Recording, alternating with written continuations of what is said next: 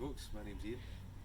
Just during this lockdown just now, I thought I'd get a couple of jobs done in this car. Range Rover Sport 2012, follow me. And this is the 3 litre diesel, which is the SD V6 engine. Bought this from my wife. Bought it knowing there's a couple of problems with it. These are renowned for the plastic inlet manifolds cracking under pressure. I think Landrover used the same manifolds on the 2.7 and then moving on to the 3 litre. The problem is the 3 litre's got a lot more power and pressure coming into the inlet manifold, and eventually, I don't know if you can see my finger here, but just behind the injectors there's a kind of little corner on the inlet manifold there. See if I put a bit of torch on it there. Now this one's been attempted to repair by some epoxy glue, it looks like, but just in the seam there it cracks, so that when you give it more than kind of 2,500 revs, it opens like a bag of crisps and the air comes out. The map boost sensor realises it's not getting the right pressure and that there maybe is a problem, so it puts you into limp mode. So as soon as you hit a hill or any time you need power, it's just not there. So we drove this 170 miles up and down on A roads, and it was a nightmare. What the plan is today is to strip everything off. We're going to get all the looms out of the way, we're going to get the intake out of the way, we're going to get a cooling fan out of the way, airbox, going to take the battery off, take the looms out. Injectors is probably the thing I'm fearing the most. Depending on how gunk they are, it might be a devastating job to take them out. It might be really easy. I was checking the specs. They're held in with 2 bolts that are 10 Newton meters each, so that should be easy, but it could be all coked up with carbon, so we'll see how we get on with that. After we get the injectors out and the high pressure pipes, we're going to replace the plastic manifolds. Now I've got replacement updated ones that are a slightly different design from Landrover, so I've got them to go on. Part of the job, specs that you're meant to replace the pipes between the fuel rail and each injector. The kit was just far too expensive. You're looking at £80 per injector, so that will bring the job up to a lot more money than I want to spend on it just now. So we're going to try it just with the existing pipes, monitor it for any leaks, and if we need them we'll get them, but just the thought of that extra expense just now when there's no money coming in is not at the top of my list. So yeah, at the same time we'll probably do a wee service on it, change the oil filter, air filter. This has got the dynamic ride response, so we'll change the filter on that and the fluids for that as well. Yeah, so we'll see how we get on. I've done a lot of mechanicking before, I've done timing belts on these kind of engines before, but I've never done the manifolds, so we'll see how long it takes. The book time's about 10 hours all in, so we'll see how we get on. Hopefully this is helpful for some of you guys out there who are thinking about doing the same job, and hopefully it's some entertainment for you. Alright, cheers. This I want to just show you is a really invaluable tool. If you've not got one of these in your tool set, I'd advise getting one. It's amazing for lots of wee tricky things like electrical connectors, but also I want to just show you just now is if you're taking off any of your water pipes, if they've been sitting, I mean this is a 2012, so it's been on there for 8 years. You know, your working vehicles are older than that, but if you want to get that off, I mean, the metal clip's already gone, but if you try and pull on that, there's no way it's going to detach from the metal hose. But what I usually do is use this pick to go in, go round, being careful not to puncture the hose, but just to go round and break the seal between it, and now you'll see that that's going to come off, no bother. If it's not, do the exact same thing, but just scoot a bit of WD-40 in there, and again getting that lubrication between the 2 different materials will make that really easy to come off, and we'll just then pull off from there. Progress on the engine here just I have loosened the short pipes from the common rail to the injectors. There's 3 injectors on each side, so there's 3 unions at the fuel rail and then 3 unions at the injectors per side, so 6 in each. They're all 17, so it's just nice and handy. I have just went through and literally loosened off 1, 2 and the 3 injectors with the fuel rail with the 17 here. What I tend to do A lot of people just put the spanner on and give it the full force. I found in the past that that's really dangerous for stripping threads and damaging the heads of the bolts you're trying to get out. What I generally do is put it on is I'll put it on to do the knot. So I've taken off this fuel rail, pretend it's still there, put it on there, and I'll just blast it with my fist, like boom, boom, boom, like an impact. It's how an impact driver works, but just to save stripping the heads. What I've done in here, this is the leak off pipes. These are straight. I've never seen ones like this before, but I've not done a lot of injector work, so it's maybe just me. But there's literally little white safeties on here. So if you ever come to this part, you need to pop up the white. There's one that's not been released yet, and it just literally pulls up. And when the first time you're kind of doing this, you're obviously doing everything gingerly because you're not really sure how it comes off and you don't want to damage anything. But literally just give it a wee wiggle, turn it, pull it up and it will come off. Okay, so my tip for getting these injectors out is if you've got the two 8mm bolts out the side, say they're only 10 Newton meters, so they should be really easy to come out. And then put your screwdriver in. Big flat blade, should be the size of that puppy. There, I'm just sticking that in and just turning it right and left, right and left. And then eventually what you'll be able to do is either get a wee screwdriver or your finger in and pop the injector out. Now, that's the injector out. I'll just show you a couple of things on there. That is your leak off pipe. You want to inspect the O-ring, make sure that's not too damaged or swollen, or cracked or broken. And that is your seating washer, so that's what you need to replace when you're refitting them on that. And apart from that, they're pretty straightforward. I'm amazed how easy they are to come out. Happy with that, delighted that's come out so easy for us. So what we need to do is, I've got my bags here all labelled with the numbers, and what you do is pop them in the bag, keep them nice and safe. You want to keep any dirt or debris away from the end, especially that's your spray pattern there. If you get it covered in grease and dirt, you're going to hide to nowhere. It's going to affect your running of the engine. So yeah, I'm going to crack on and do the rest of these injectors, and we'll give you a wee update when we've done that. Cheers now. Bye. Hey folks, just a wee update on the job here just now. I'm probably about 12 or so hours, and that's not including tea breaks and going inside to get my nerves together. It's been pretty straightforward. I think the hardest thing for me that I found is getting the driver's side manifold. There's bolts at the very back. I'll tell you what we'll do is I've already got it off. So let me show you the cylinder here. That's when a lot of bolts fall together. Okay. So what I want to show you is these three at the back, especially these ones. You're working right underneath the cowling here. There's pipes, cables and all the rest of it. Trying to get these out was a nightmare.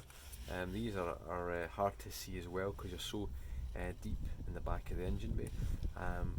There is a bracket that sits on that holds pipes with a nut on top of it. So when I took off the first nut I thought I had loosened it, but obviously I hadn't. So what I did on removal of this is you'll probably find that when you free off the gasket, the easiest way in doing that is putting in a big flat blade screwdriver and lifting it up from underneath here, from the kind of centre out. And when you do that, you'll find that there's things holding the top of it. I took out the majority of the screws. I took these ones out as well, but I just slid them back in to keep them safe. Because when you lift up, you then have all of these screws sitting down that will kind of hold on to things like the cams and the inlets. So I took them all out just to lift this out. So that's it. I'm on to replacing the second inlet manifold slash cam cover. So if you can see over there, I've got this off and ready. I've just cleaned it all up, all the kind of matte surfaces. I said to you guys that I didn't think there was any kind of tools essentially that required more than a Halford socket set. A couple of things I needed was swivels for the back. So I used a mixture of kind of 1/4 inch drive swivels to get at the back bolts, the ones I showed you. The other thing was, I didn't think you had to take the time belt cover off on this to do these. To just show you, on the passenger side, this 1, 2, 3 screws are hidden by the timing belt cover, so you need to get enough access space here. I loosened off the majority of all the top ones, the middle row ones, and I had to take off the fan and the coolant pump drive and the auxiliary belt to get that space. So I've not taken the full cover off. I've got a pair of pliers in there just to give me a bit of space to get the old one off and the new one on. I've also cable tied some of the kind of looms and bits and bobs high out the way for me refitting this. So we'll see, so as I said, about 12 hours so far. Landrover reckon it's about 16 hours to do both sides, maybe 17. So I'm not going to be far away from that. Saying that, it's not back together yet, so hopefully I can remember where everything goes. Things just take a bit longer when you're trying to take off 2 bolts that you can't get access to, and to access them you need to take off the fuel rail, and to get the fuel rail off you need to loosen the EGR valves, and it just kind of goes on like that. So it's a nice and methodical job. As long as you take your time, then you should be fine. So I'm about to refit this new manifold on just now, and just praying that everything goes back together the way it came apart and that I remember. Alright, cheers. Coolant pipes there. You're taking off the idler for the auxiliary belt. You're doing a lot of work taking off this cover as well, or getting access behind the cover. You'd be as well doing the timing belt. Take you an extra hour to do the timing belt on top of what I've done. So yeah, this one's not needing done, it's just been done. So that's it. Anyways guys, I'll give you a wee update when we finish the job, and once we put the key in the ignition, turn it and see what happens. I'm hoping that everything is seated and sealed correctly. We'll wait and see what happens with these high pressure fuel pipes. As I said, we've not replaced them. It would add another 320 quid onto the job to do that. I'm not willing to pay that just now, so I said we'd try it and see what happens. So we'll do that. Cheers. Hi guys, I'm just about to put these injectors back in. It's advised that you get a rebuild kit from Landrover for these. Literally what you're going to be replacing is a crush washer at the end of the injector. This little O-ring here, and also in the top here, that's your main high pressure inlet there, and this is your leak off here. There's a little O-ring on your leak off as well to be replaced. I just jumped on the web, I got this kit here. One of these kits with that part number does a side, so that'll do 3 injectors, so you need to get 2 of them. I got mine from Ireland 4x4 delivered, it was about 40 quid, and the guys there were quick at getting this stuff out to me, which I was thankful for. So literally I'm just going to replace this washer just now, this O-ring, just with my pick, swinging it down. Please. Be careful not to damage anything, especially the very end here. Okay.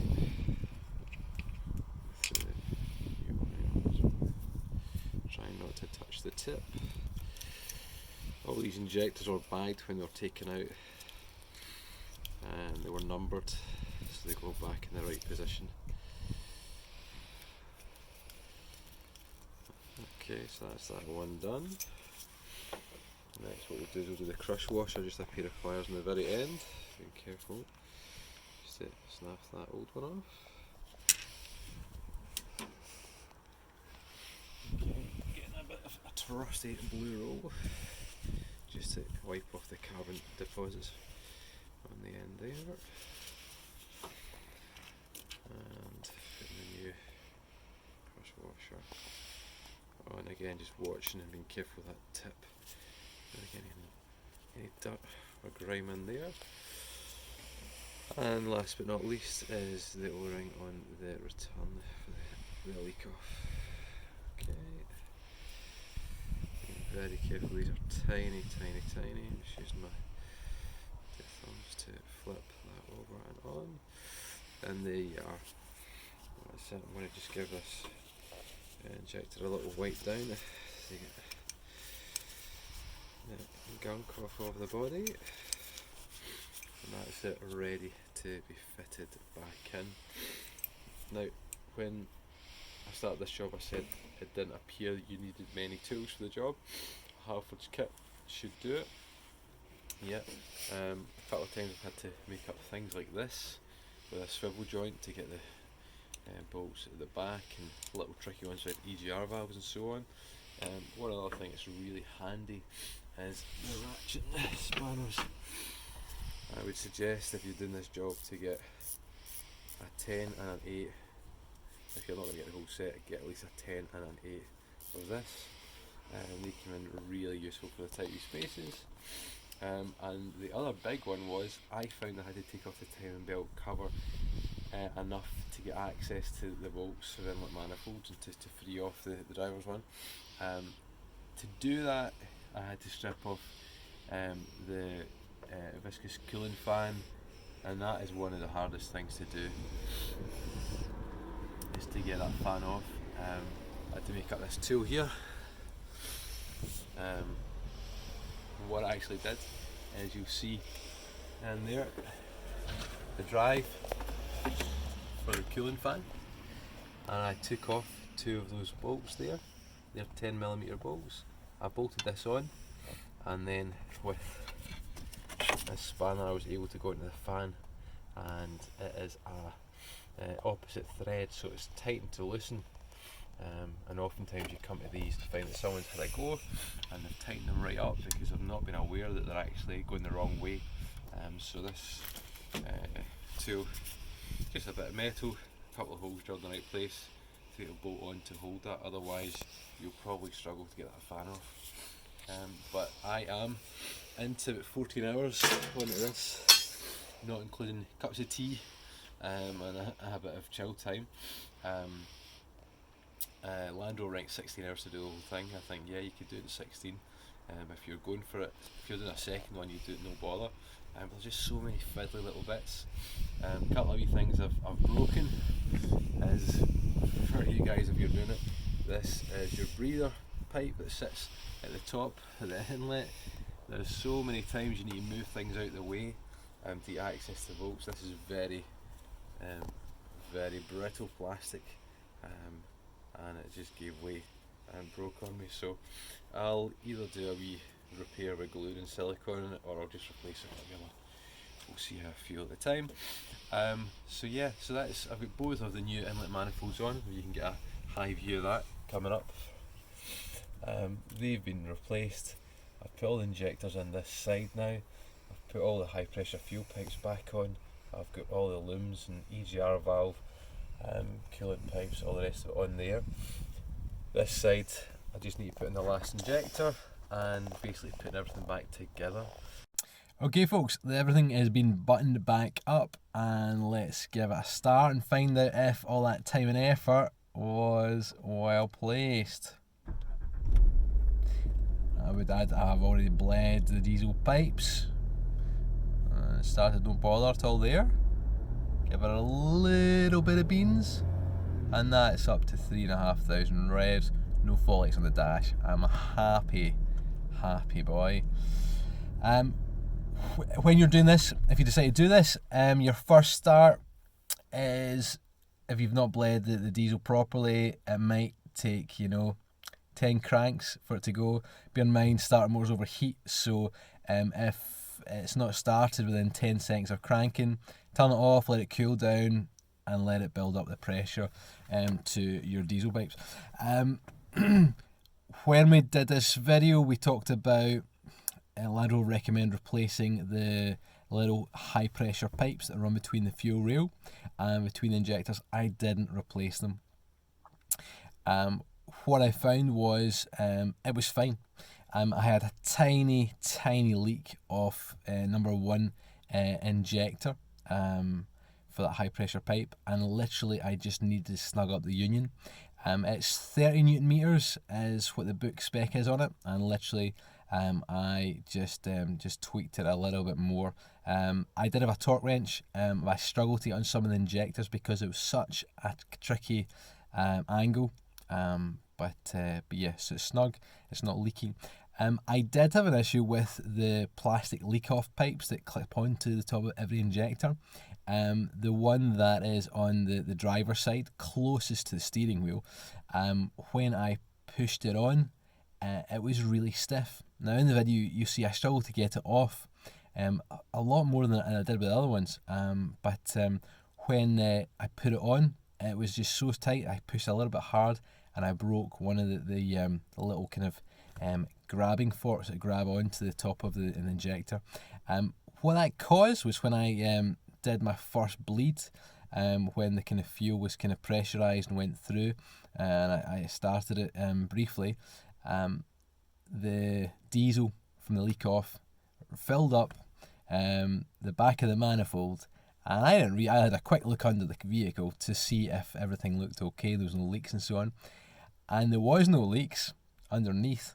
But as that diesel started to pull, it then overflowed from the kind of lip of the manifold and was pouring down onto the exhaust and onto the ground of my drive. So my wife isn't very happy with me.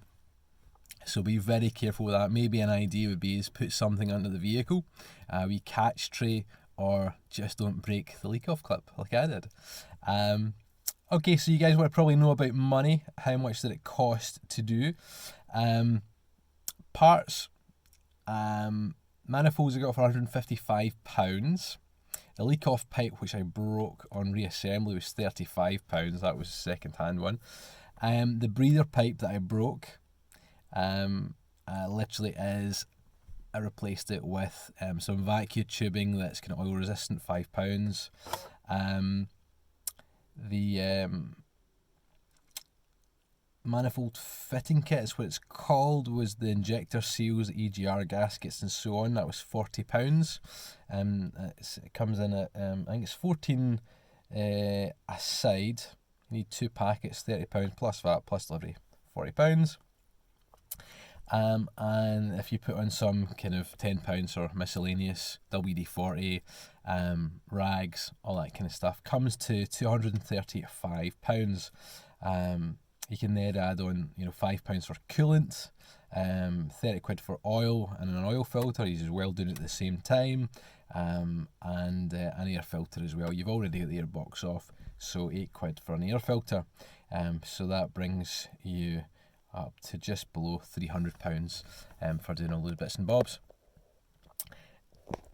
Now, if you compare that against a Landrover price, the Landrover charge in excess of £2,000 to do this job, for all the parts and for all the labour. I was about 20 hours in total doing this. Now, I'm not a stranger to these Landrover engines, as I said before. I've done timing belts, I've done a bit of work on them, so I wasn't starting as a newbie totally. I'd never done the manifolds on these, and I've never taken an injector out of one of these blocks either, so that was new for me. So it was about 20 hours. On top of that, there's probably a couple of hours research, ordering parts, but even if you put my time in at £20 an hour, 400 quid on top of my parts, you're shy of £700. So it really was a good cost saving. It saved, I would reckon, over 1,500 easily. So I'm well happy with the way the job's turned out. There's no fault lights on the dashboard. The handy thing about the job is that you will have the battery off the vehicle, so if there is any stored, by the time you get them back together again, the ECU will have lost those codes and be ready to rock. Yeah, so any other bits and bobs I need to mention? Not really. I would suggest if you need to do your timing belt, if timing belts on these are maybe down 115,000 miles every 10 years, if it's coming up to that, close to that, you'd be as well grabbing a timing belt and throwing it on. Literally be another hour's labour with all you've got stripped down already. As well, when you've got access, if the glow plugs haven't been changed or if they're beginning to fail on frosty mornings, give it a quick resistance check on each of these plugs. It'd be far easier to do it just now when the manifolds are off and you've got full access to bits and bobs, for the cost as well. Special tools that are required for this, there wasn't a huge amount. I did show you the tool I had already made up to take off the viscous fan. And you do need a 38mm spanner. Now, that viscous coupling fan, I've watched videos of guys taking it off and it looks like it's been on hand tight, and that's probably because it was. This is driving all the time, and if you've got 90,000 miles on your car like this one has, then it's going to be tight. I mean, literally, I had that big tool, that bar is about 1 metre long. I then had a 38mm spanner on the actual viscous fan itself. I couldn't budge it. I had my wife holding on to the meter special tool I made. I then had to get the handle off of a jack that I have that went over the outside of the spanner to give me another kind of meter extension on that. And only with both of us using pretty much full kind of weight on it did it actually then let go. It is the reverse thread, so folk probably, if they've been about it before, have made it even tighter, so bear that in mind, that it is a reverse thread. But on top of that, I literally used a Halford set. I'm not sponsored by Halfords by any manner of means. It's just a set that I had lying around, and I thought we'd try and stick to it. On top of that, we had the universal joints, 1/4 inch, 3 inch. Was really beneficial for getting the nuts at the back of the manifold. Talked as well about the spanners. What else? I used a breaker bar at one point, and that was to take the tension off of the auxiliary belt. I've had a 1/2 inch breaker bar. I popped a 3/8 adapter on the end of that, which slides right into the auxiliary tensioner, and it just makes it a whole lot easier for getting that belt off. I have used just like a 3/8 spanner before to get it off, but man alive, does a breaker bar make it just so much easier with that extra length. So yeah, that's been about the size of it. So yeah, 20 hours, cost me shy of £300 on parts and equipment, and that's given it a service as well at the same time. So yeah, I enjoyed the job. I learned a lot by doing it, and yeah, hope this gives someone in encouragement and inspiration to do their own one. I am kind of looking to use this time in lockdown to do a couple of extra videos, so if anyone's looking for some videos on the Range Rover Sports, Discovery 4, or any other kind of small kind of tool reviews or what, give me a shout out, let me know what you'd like to see, and we can do that for you. So if you give us a like, a comment, a subscribe, I hope to see you again. Cheers.